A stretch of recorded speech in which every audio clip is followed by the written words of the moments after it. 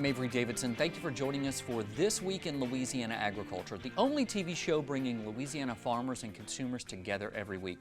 My partner, Kristen Oaks-White, is off this week. As of right now, the Bonnie Carey Spillway is still open, pouring water from the Mississippi River into Lake Pontchartrain. This is the second time the U.S. Army Corps of Engineers opened the structure this year, an unprecedented occurrence that shows just how much water is flowing down the Mississippi. While this is saving New Orleans and other areas from flooding, as TWILA's Neil Melanson shows us, it's not without consequences. When the Bonnie Carey Spillway opened for an unprecedented second time this year, those in the fishing industries knew it would be bad. It tends to hit the crab industry particularly hard. Based on past years' experience, crab fishermen were expecting to lose some business. Now they say it's a fraction of what it should be. If I would go back on my past trip tickets from this place here, I sell to, I've been selling since they opened from day one. If I go back on the past trip tickets that here, go back on the computer because everything's documented. From past years to now, it's probably 40%. Lloyd Bro has been fishing these waters pretty much his whole life. He says were it not for his wife working 2 jobs right now, he would be in the same boat with his fellow crabbers. And I go crabbing just for the love of it. You know, not always for the money, but for the love of it. And the crabbing and all the species around this area that should be saltwater species or no more. Wholesalers like Tommy Seafood in New Orleans East are feeling the pinch too. Shalon DeLon is both a vice president in his company and sits on several seafood boards. He says he's never seen it this bad. This season has been just very low in terms of harvest, and the prices still aren't where they need to be either. So it's really just we're getting hit on both sides between a rock and a hard place. So between the low harvest and the low prices, it's just been very hard to make it. Another reason they're having trouble keeping the lights on is last year they invested a lot of money in shrimp peeling equipment. With shrimpers having to go 100 miles offshore just to get reduced catches, this equipment isn't seeing much use. And as you can see, it's just sitting idle. We haven't used it but one time, and that's not by choice. It's just for the simple fact that there's no shrimp to be had in our area. Normally at this time of day, these docks are full of crab boats, with the crabbers bringing in their catch of the day. And a picture is worth 1,000 words right now. These empty docks are just reflective of the low catch all across South Louisiana right now. In fact, Tommy's is down to Monday, Wednesday, and Fridays for crabbers to bring in their catch. This is an issue near and dear to my heart. Number one, I'm from this area. And number two, I love Louisiana seafood. Blue crab is one of my favorite foods of all time, and the people who bring it to me are hurting right now. For This Week in Louisiana Agriculture, I'm Neil Melanson. Regardless of where it flows out, experts say the Mississippi River is a huge dead zone in the Gulf of Mexico. That's due to this year's flooding in the Midwest. The National Oceanic and Atmospheric Administration says the abnormally high amounts of spring rainfall in many parts of the Mississippi River watershed led to record high river flows and much larger nutrient loading to the Gulf of Mexico. The excessive amount of runoff is mixing fresh water with salt water, creating the uninhabitable space for marine life. This is also having a negative effect on the seafood industry in Louisiana. The Mississippi River drains 32 states and 2 Canadian provinces. We'll definitely be keeping an eye on this story. Hopefully, there'll be some recovery for our fisheries soon. Tangipahoa Parish is well known for strawberries across Louisiana. Ponchatoula has the Strawberry Festival every April. However, if you go north to Hammond, you'll find Louisiana Produce Farm, well known for strawberries, but as you'll see, the folks there do so much more and keep it all in the family. Louisiana Produce Farm is more than 600 acres of prime growing land near Amite, Louisiana. The 5th generation of Louisia's is now working this land and able to get 800 acres worth of production by double cropping. By the way, they do a lot more than strawberries. Our strawberry season is a very long season anyway, so this kind of extends that cash flow a little bit. Joey Liuzza oversees sales and operations for the farm and packing facility. On this day, workers are washing, sorting, and packing bell peppers. As a Louisiana grower, Joey Liuzza appreciates when you buy local. Bell pepper, cucumber, squash, tomatoes, we need people to buy local. We need people to buy Louisiana or U.S. And this is where you can buy the freshest Louisiana Produce Farms fruits and vegetables, at Berrytown. Right now we have a wonderful variety from Louisiana Farms. Just about all the produce in here is coming locally. So our consumers have a great selection to pick from. Cindy Liuza Henderson is co-owner of Berrytown's 2 locations in Ponchatoula and Hammond. She says it's a great way to connect with consumers. And now, the Liuza family has the Salad Station, a chain of self-serve salad bars where you can get fresh produce ready to eat. But the Liuza family is also inviting you to the farm. Liuza Land, an agritourism destination, opened in 2011 and now sees upwards of 10,000 people a season. Part of Liuza Land is the Berry Barn, where there are events and weddings every weekend. People don't just come out here to get married in a barn. They come out here to get married on a farm. And the Berry Barn is established in the middle of a strawberry field. And the strawberries go hand in hand to me with the Berry Barn. And walking distance from the Berry Barn is the latest addition to Liuza Land, the Greenery. It's a combination of greenhouse and event center. Didn't want to do another barn just because I wanted something different, and I wanted, just to give them a different look, something that Tangipahoa Parish didn't have. I'm so proud of our family. You know, our kids are growing and they're keeping up with our traditions. The relationships that we have built with our customers through the last 26 years, and the story before the 26 years is so important to me. They really are doing a lot. If you would like to learn more about Liuza Produce Farms, Liuza Land, or any of this family's other enterprises, visit our website at twilatv.org. This summer, we've been working on a new way to connect Louisiana farmers and consumers, and that's by using podcasts. Based on the best research out there, more than 30% of adults in the U.S. are listening to podcasts at least monthly. Research also shows farmers are listening to as much audio as they can while they work their fields for hours at a time. We already produce a podcast called the Voice of Louisiana Agriculture podcast that features ag news headlines from across the state.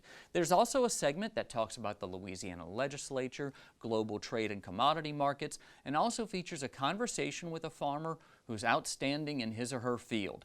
There's a brand new Voice of Louisiana Agriculture podcast out right now that discusses the end of the Louisiana legislative session. Be sure to subscribe to the Voice of Louisiana Agriculture podcast to make sure you never miss an episode. That's the first, but we're coming out with a few more options over the next few weeks. One will be called Louisiana Farm Life.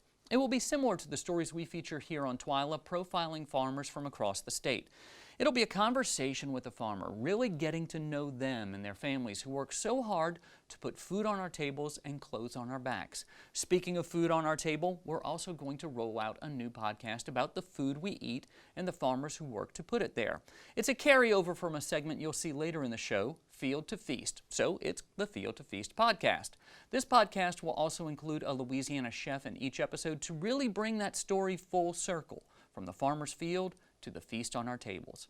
Finally, we'll have a podcast that is kind of a look behind the scenes into this show. It's called the TWILA After Show. We will tell the stories behind the stories we feature on TWILA and really dig into what it's like to tell the story of Louisiana's farmers and ranchers. We're really excited to start getting these podcasts out to you, so keep your eyes peeled for them everywhere you listen to podcasts. Head over to our website at twilatv.org and subscribe to the podcasts. Click on that little podcast button, I should say, and subscribe to our podcast today.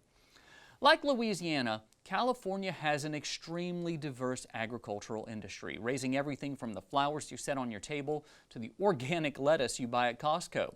That's why members of the LSU Ag Leadership Program are traveling across California this week. TWILA's Carl Wiggers is a member of Class 16, and he's there right now. Now, Carl, what are y'all getting to visit in California? Avery, I'm here in beautiful Santa Barbara, California. We are actually fixing to eat lunch, a great Santa Maria style barbecue.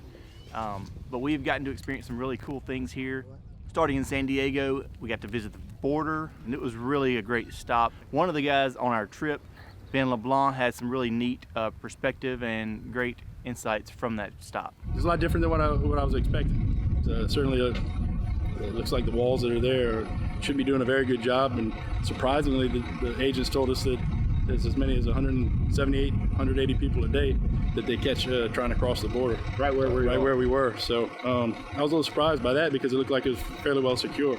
It was very interesting being so close to the Mexican border. I've never been there before, to see the people right across, kind of going about their daily lives while we were on the other side. And it's such a big issue in our country right now. What they said was that policies haven't changed, regardless of what administration it is. They're just continuing to do their job every day and implement the rules that are given to them. So it sounds like, from their perspective, it's just a daily job, and one that maybe they don't get enough appreciation for. But hopefully they felt that we appreciated them today when we talked to them. Do you have a new appreciation for them after hearing from them? Absolutely. Thought it was a very good trip, well worthwhile. Thanks, Carl. Registration for the next LSU Ag Leadership class will open up later this summer. To learn more about the program or see more pictures from Carl's trip, head over to our website at twilatv.org. Still to come on TWILA, we're headed to River Road and the beautiful Homus House, where Executive Chef Jeremy Langlois takes us on a tour of both this historic location and two very famous Louisiana dishes. Stay with us.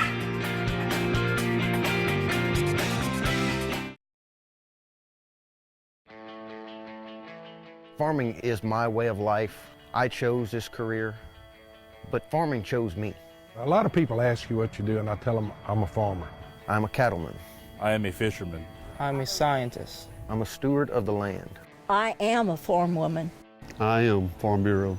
I am Farm Bureau. I am Farm Bureau. I am Farm Bureau. I am a Farm Bureau.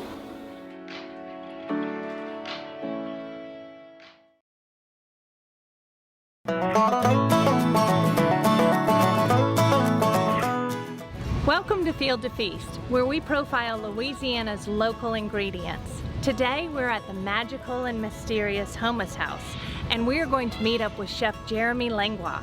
He's going to cook two of our favorite ingredients, Louisiana beef and crawfish.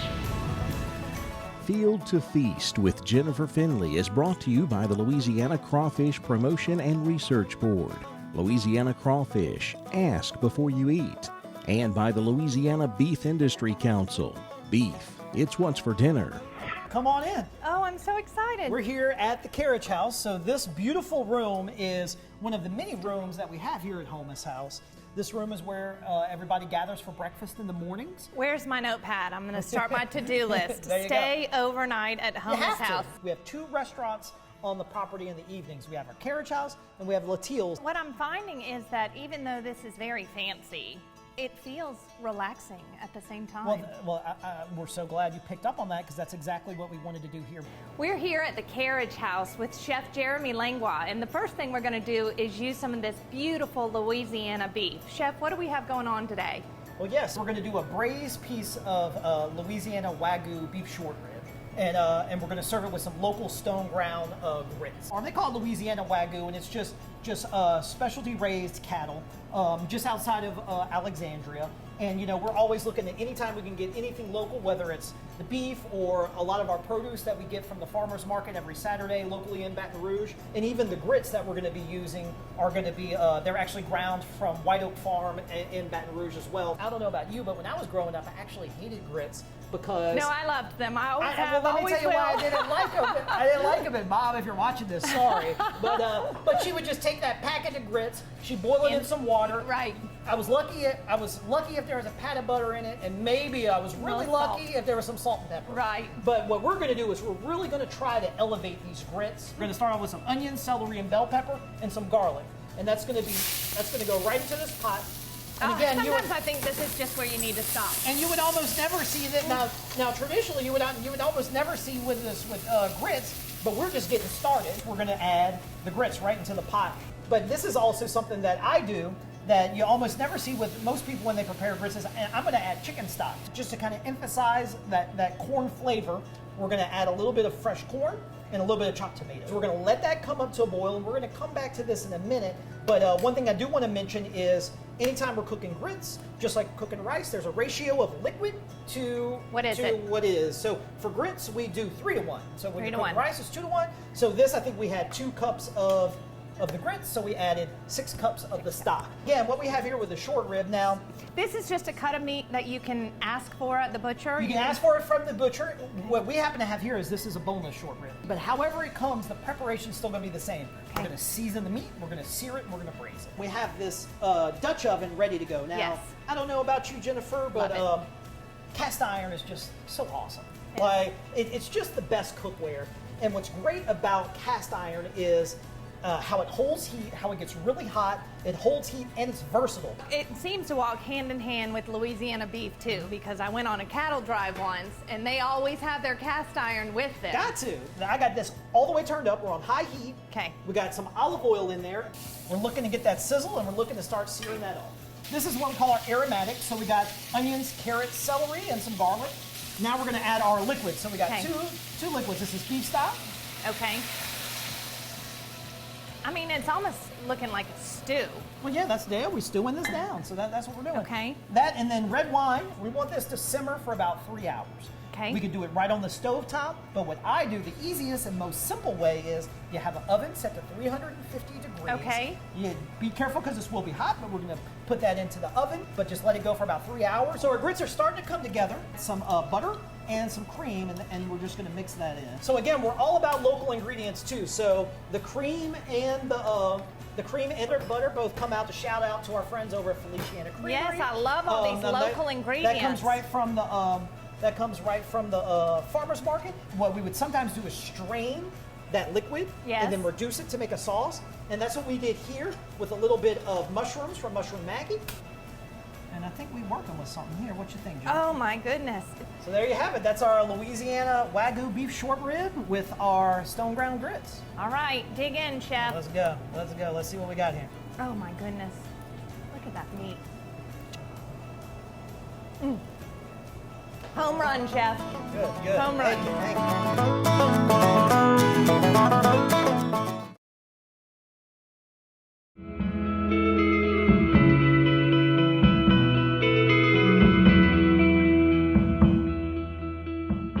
I'm a farmer.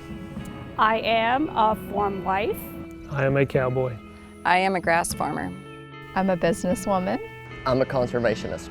I am an advocate. I am a voice for Louisiana farmers. I'm always learning. I'm a husband. I'm a mom. I am a dad. I'm a granddad.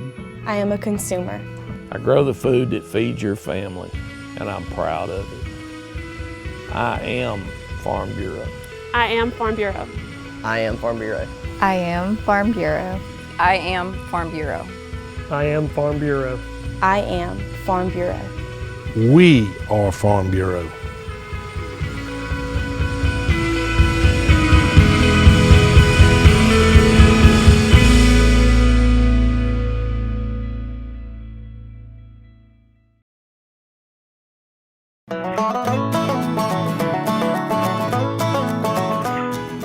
That we're in now is called the Garçonniere, and this was a structure original to Homus House, and it's in a lot of the old estates in Louisiana would have a Garçonniere on it.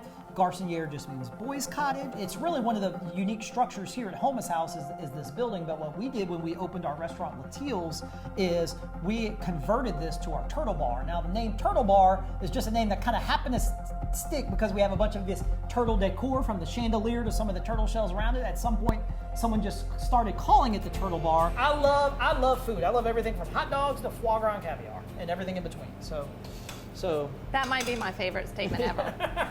I love it.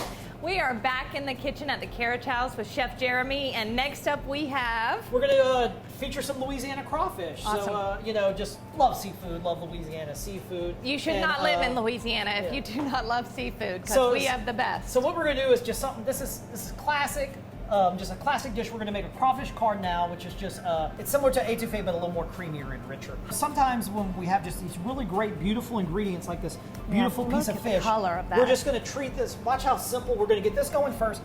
salt and pepper, that's it.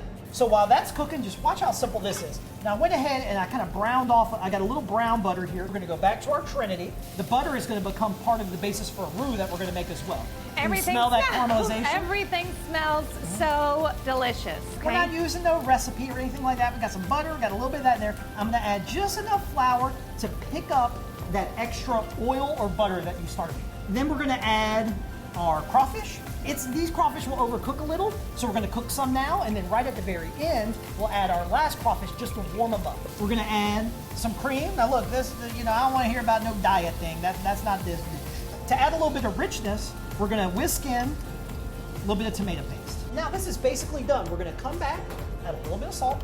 Okay. A little bit of pepper. And that's that layering of flavor. Yeah, it always, you can add it as you go, but you always want to add a little taste, So we got some green onions, some parsley, and then we're going to squeeze some lemon juice. I do like to come back, and you don't want to if you cook these crawfish too hard, they'll shrink. And then we'll top it off with some of this sauce. And here we have it, our finished dish. Yep, that's our pan-seared red snapper, topped with the crawfish cardinal that we just made with those great Louisiana crawfish. And let's give that a try, and then I think we need to go check out the grounds and the gardens at Homus House. So many great things to see. What's your thing? I think it's an explosion of flavor. This tastes so fresh. Your food is so good. In the late 1700s, early 1800s, this was a sugar plantation. So the main business here was sugarcane. So we're here in Louisiana, and particularly right here in Darrow, just outside of Gonzales. This is sugarcane country. This place is so beautiful. Even me, who's worked here for years and years, that every now and then I'll even discover something new on this property that I didn't notice before. But here is where I've worked with Craig Black, our gardener. This is our kitchen garden. This building is we have two. We have one over here and one here. Okay. This was originally, as part of the house, this building had a water cistern inside of it. But what we decided to do once we put in the restaurant was we really wanted to step up our wine program. So what we decided to do was we That converted sounds this like into a very good idea. Yeah, I know, right? I agree with you. So what we decided to do was turn this into our wine cellar. Oh, we get So a come on sneak peek in. of the wine cellar. My goodness. And then look up. It goes all the way up. Moving on to some of our Merlots and Shiraz and Côtes de Rose. To me, I think that this might be what heaven looks like. It could be. Well, you made it. I made it! But our whole wine list is a total of about 650 different labels of wine. And you seem to use every piece of this land. All of the historical buildings, everything's been converted into usable space. We try to, this place is a living, breathing place. We absolutely love and honor the history that we come from, but we're not a museum. We continue to grow the place. We continue to use the property to evolve it and just have people come and experience it. Chef, thank you so much for having us. Absolute blast. Had so much fun cooking with you in the kitchen, and you're always welcome back here at Homus House. Thank you so much, and we will see you next time on Field to Feast. Field to Feast with Jennifer Finley was brought to you by the Louisiana Crawfish Promotion and Research Board, Louisiana Crawfish, Ask Before You Eat, and by the Louisiana Beef Industry Council. Beef, it's what's for dinner. With the end of June in sight, we've reached our last week of crawfish prices here on the show. Now, just because we're through doesn't mean crawfish season is. As you saw in Field to Feast, crawfish are still on the menu in Louisiana, and there is still plenty of time for you to enjoy boiled crawfish this season. Take the time this weekend to relax and enjoy some premium Louisiana crawfish with your family. If you're in Pineville this weekend and start craving crawfish, be sure to stop by Louisiana Gulf Seafood, where you'll find live crawfish at $1.75 a pound and boiled crawfish for $3.75 a pound. If you're in Port Allen, take a break and stop by Rick's Crawfish this weekend, where they have live crawfish at $1.50 a pound and boiled crawfish for $2.29 a pound. In North Louisiana this weekend, be sure to stop by Robinson Meat Market in Rayville, where you'll find live crawfish at $1.99 a pound and boiled crawfish for $3.39 a pound. Be sure to shop around locally, and remember, you always get the best prices for crawfish and the best crawfish if you buy directly from a crawfish farmer. So get to know one in your area. Again, we would like to thank our friends over at the Louisiana Crawfish Promotion and Research Board, who remind you, ask before you eat. We are now counting down the hours and minutes until the 97th annual convention of the Louisiana Farm Bureau Federation in New Orleans. And this year there will be some amazing speakers. On Friday afternoon, a man many of you might already listen to on a regular basis, Rob Sharkey, the shark farmer, will speak at the social media conference. Rob is an Illinois grain farmer who hosts a radio show on SiriusXM Rural Radio 147 and the weekly Shark Farmer podcast. If you have not heard his talk, you really need to be there. Also, Merlena Valentine, an educator with 30 years experience and a woman who survived a medical tragedy, will help motivate those in attendance at the Women's Brunch on Saturday. Her inspirational message can really help you embrace change and live life to the fullest. Saturday is also when farmers will meet for conferences on each commodity we grow here in Louisiana. For a list of all speakers, visit our website at twilatv.org. That does it for this edition of TWILA. Next week, we'll have an encore presentation of our show while the TWILA crew is down in New Orleans for the 97th Annual Convention of the Louisiana Farm Bureau Federation. We'll be back the following week with a fresh new show covering both the convention and some of the going-ons in New Orleans. Until then, you can watch all of our stories online at twilatv.org, and be sure to like us on Facebook, follow us on Twitter and Instagram, and subscribe to our YouTube channel. That way you don't miss a single story. For all of us here at TWILA, thank you for joining us. We hope to see you again right here next week.